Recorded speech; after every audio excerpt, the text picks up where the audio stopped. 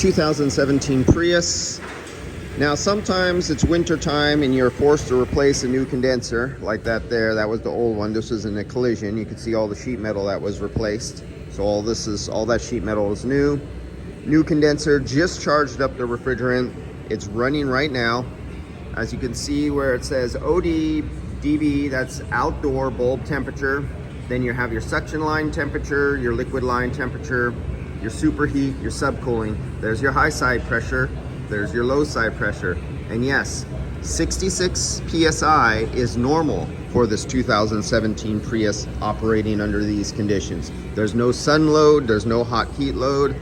If you look at from where we started it up, that's where the vehicle was off.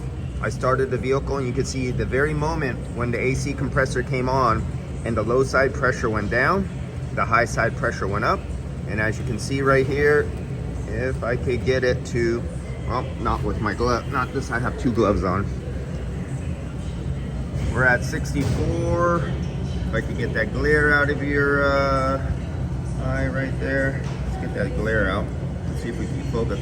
64 PSI and dropping. And that is a normal high side pressure for a Prius with a 3-phase high voltage electric compressor operating under a low load condition. Let's go over to our temperature indoors in the cab. Let's see where we're at. We're at 37 degrees, and let's see what it has done over time. Let's see if I could get it zeroed in here a little clearer. Come on, focus better. Come on, Apple. And that's from start when it was at room temperature of 58 degrees.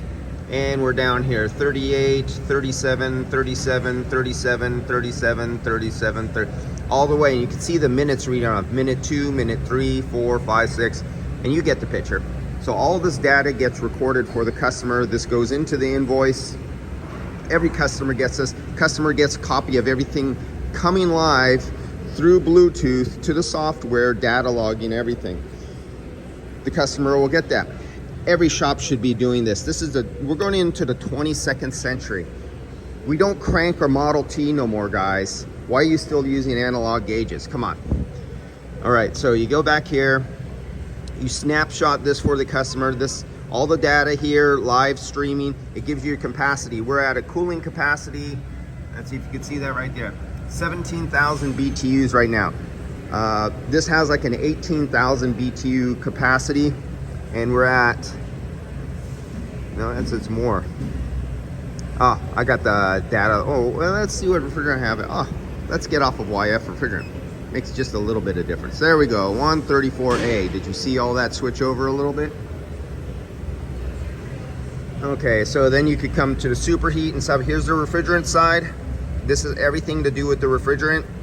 That's the suction line temperature. That's the temperature of the refrigerant line taken right at this point. This is a clamp-on sensor, and it's literally taking the temperature of the refrigerant in the line, comparing it to pressure to come up with your superheat. There's a formula for that. The software does that all for you.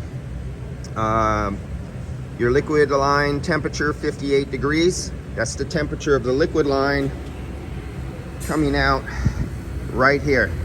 What is the ambient temperature? 55 degrees. So just a few degrees above. And this is a subcooling condenser. So it has multiple passes, but at the very bottom, like the last 4 to 6 rows of the last few refrigerant lines are pure liquid. Because the receiver dryer is located on the side, it separates the liquid from the vapor, and only the liquid could come out of the bottom of the receiver dryer down there, and it passes through the last few lines to subcool the liquid refrigerant to deliver the expansion valve, the refrigerant that has the most capacity it could possibly have at removing heat, absorbing heat from the evaporator. And then, god dang it, I just blew it. I do that all the time when I do videos. I erase all my data. Then you go over and you take one final snapshot. It gives you a final report, and your report will look like this. If I could zero in on that. Does that come out clear? Yeah, of course I gotta take the that thing light off. And that's what it looks like. Every vehicle gets this. Every vehicle from every shop should get something like this from some piece of software to record and prove live on the vehicle that everything is operating properly. And I will see you guys later.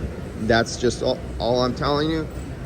High side pressure, 62 PSI, completely normal. You don't shake off and whack off some cans of refrigerant more trying to get that up higher. You do not charge by pressure on a Prius. 3-volt or a 3-phase electric compressor, that the high side pressure is controlled by the computer, not by how much refrigerant you put in it. See you guys.